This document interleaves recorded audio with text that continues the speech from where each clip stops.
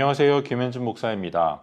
오늘 함께 묵상할 본문 말씀은 역대하 7장 1절로 22절까지의 말씀입니다. 성전 봉헌 기도가 끝난 후에 하나님은 불과 영광으로 응답하십니다.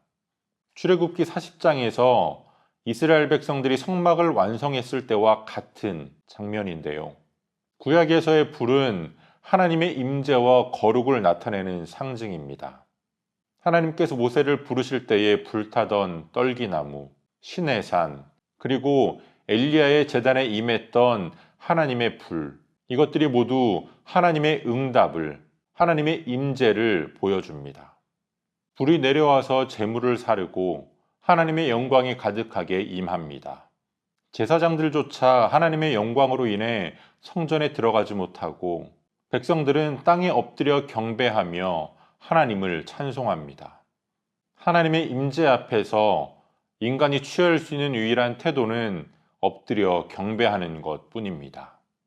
무당들이 구슬할 때 보면 자신들이 신접한 것을 나타내기 위해서 구슬 진행하면 할수록 더 화려하게, 더 시끄럽게, 때로는 작두를 타면서 그 신이 임했음을 나타냅니다.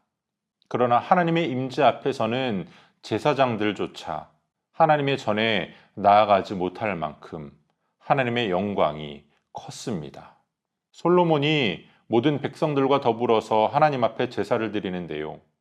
소 22,000마리와 양 12만 마리를 제물로 드렸습니다.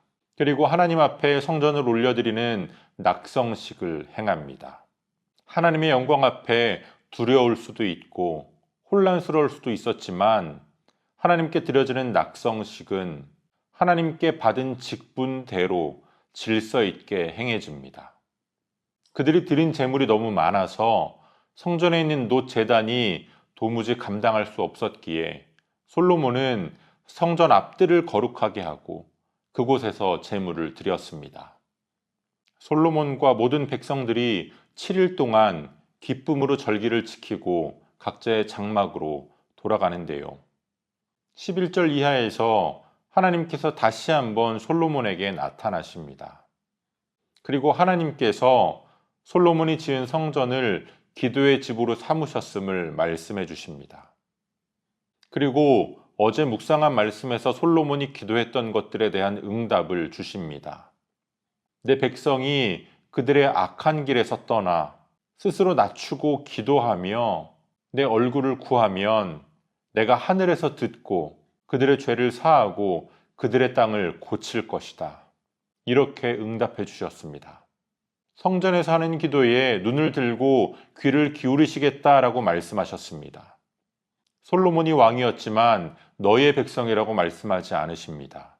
내 백성이라고 말씀하십니다. 하나님의 백성이 사는 유일한 길은 순종입니다. 회개입니다. 그리고 기도입니다.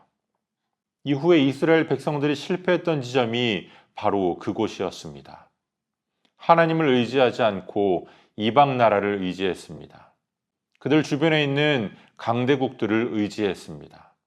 애굽을 의지하기도 하고 바벨론을 의지하기도 하고 아수르를 의지하기도 했습니다. 결국 그들은 하나님께서 19절 이하에 경고하시는 것처럼 북이스라엘이 아수르에, 남유다가 바벨론에 멸망당하며 열방의 조롱거리가 되었습니다. 네가 건축한 성전이 아무리 화려할지라도 내 백성이 불순종한다면 그들은 결국 열방의 조롱거리가 될 것이다. 오늘 우리에게도 동일하게 주시는 경고입니다. 이미 오래전부터 한국 교회에 위기가 찾아왔다라고 많은 사람들이 이야기합니다. 교회 공동체가 위기에 처했을 때에 우리가 그 위기를 극복하는 방법은 다른 것이 아닙니다. 우리 스스로가 악한 길에서 떠나 하나님의 얼굴을 찾는 것, 하나님께 기도하는 것, 공동체적 회개로, 기도로 하나님 앞에 나아가는 것뿐입니다. 한국 교회 교인들의 숫자가 얼마나 많은지는 중요하지 않습니다. 얼마나 큰 교회들이 한국에 많이 있는가도 중요하지 않습니다. 우리들이 하나님의 말씀에 온전히 순종하지 않고 있다면 우리는 결국 세상의 조롱거리가 될 수밖에 없습니다.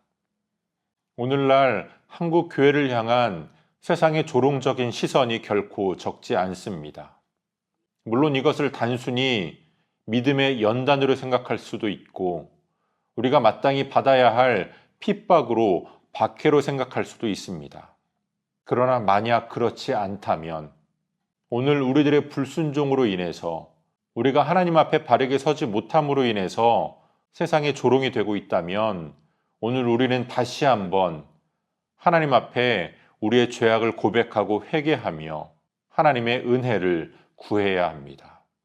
오늘 우리들의 삶에 우리가 속해 있는 교회 공동체 안에 우리가 떠나야 할 악한 길들이 있다면 단호하게 그 악한 길을 떠나서 하나님의 얼굴을 구할 수 있는, 그래서 회복의 은혜를 경험할 수 있는 저와 여러분들 되시기를, 한국교회가 되기를 소원합니다.